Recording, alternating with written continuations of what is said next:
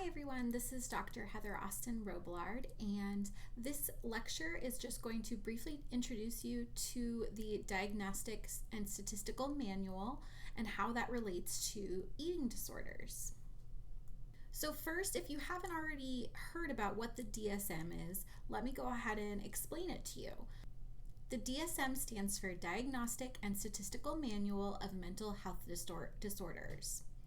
This is a handbook that is used to diagnose mental health issues in the United States by different mental health professionals.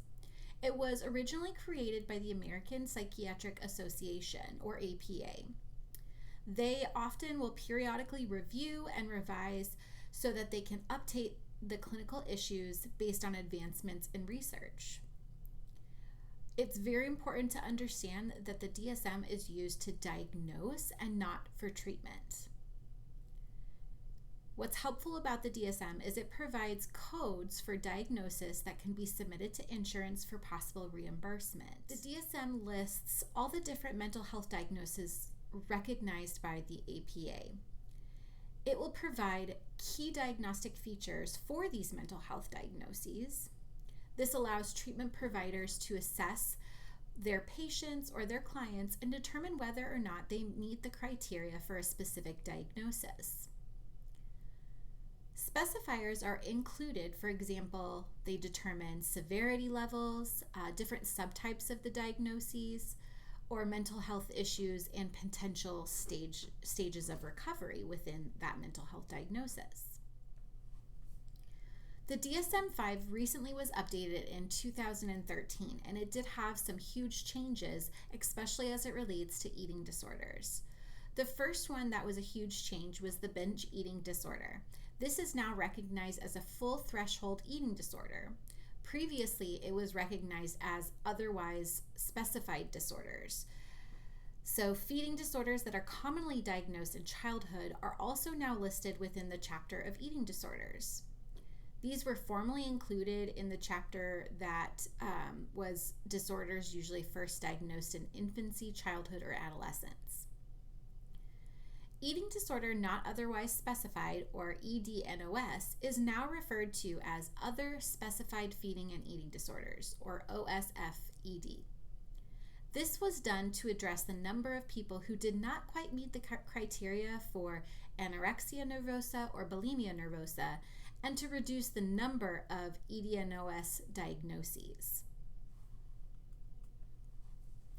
Eating disorders and the DSM-5, the chapter on eating disorders, which includes feeding and eating disorders. There are 3 full threshold eating disorders verified in the DSM-5. This includes anorexia nervosa, bulimia nervosa, and now in the DSM-5, binge eating disorder. Other specified feeding and eating disorders hold 5 sub-threshold eating disorders.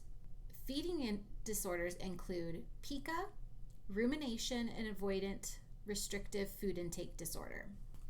Other specified feeding and eating disorders category captures the other feeding or eating disorders that cause significant distress or impairment in someone's life, but does not fully meet the criteria for another feeding or eating disorder. There are 5 sub-threshold feeding and eating disorders in the DSM-5. The first is atypical anorexia nervosa. This primarily means that their weight is not below normal to determine them being anorexia.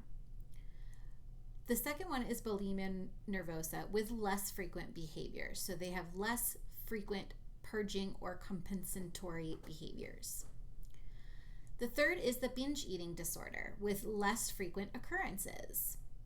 The fourth is purging disorder. So this is purging or compensatory behaviors without binge eating episodes. And the last one is night eating syndrome. This is excessive nighttime food consumption, either waking up in the middle of the night to eat or being able to only go to sleep after you've eaten. We will definitely be talking about the 3 main eating disorders of anorexia nervosa, bulimia nervosa, and binge eating disorder, but we will also be covering all of the other specified feeding and eating disorders throughout this class. I hope this is helpful information in introducing you to the DSM, but if you have other questions about the DSM diagnoses, Hopefully those will be answered in the future modules that you will go over with each of these feeding and eating disorders.